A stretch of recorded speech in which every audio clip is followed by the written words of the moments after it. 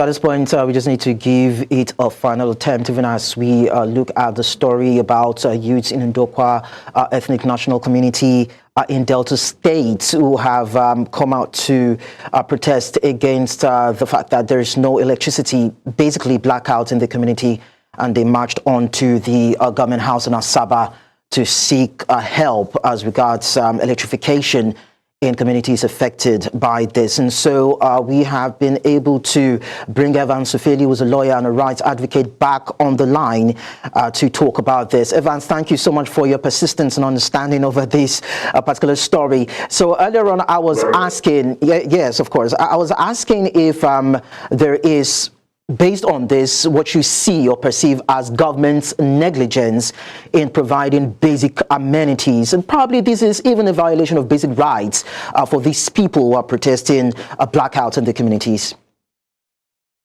Yes, it is a violation of fundamental rights of our people. Ndokwa federal constituency comprises of 3 local government areas. Okay, and these 3 local government areas is the power of the nation corner here, because we generate huge quantum of power supply that feed 9 states in Nigeria. It is taken from Ndokwa, stepped down in Obosi, and transmitted to 9 states of the country, including the Federal Capital Territory, including Aso Rock. We feed Aso Rock with light.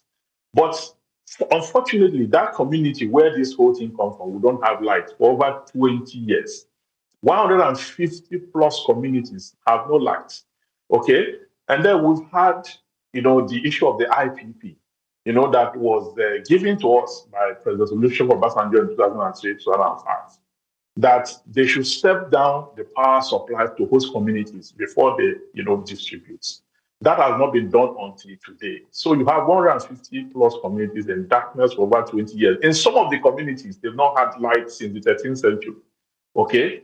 And that is what we're going through. We have been promised, by different politicians that they will give us power supply, they supply electricity and all that for so many. We can't count how many times we've heard that. And we've not had it. So this time around, we left our representatives and went straight to meet the governor, because now the governor now has, the state now have power under our laws to generate and distribute power, okay, by the new law, okay, by the fact that power has been decentralized from the exclusive list into the concurrent list where state can now generate it. So we went to the governor direct to say that now that Delta State have the electricity sector law, we are looking at a situation where the governor can incorporate this into the state's program. And then because the state also have the rural electrification program, they should be able to put it, because the federal government that started the IPP have abandoned it. And there's no intention to go back to it, because it wasn't in the budget last year, it wasn't in the budget this year and all that. Okay. And so the state has to take over that, because Ndokwa federal constituency is a huge place. We are the 2nd largest in terms of population in the whole of Delta State.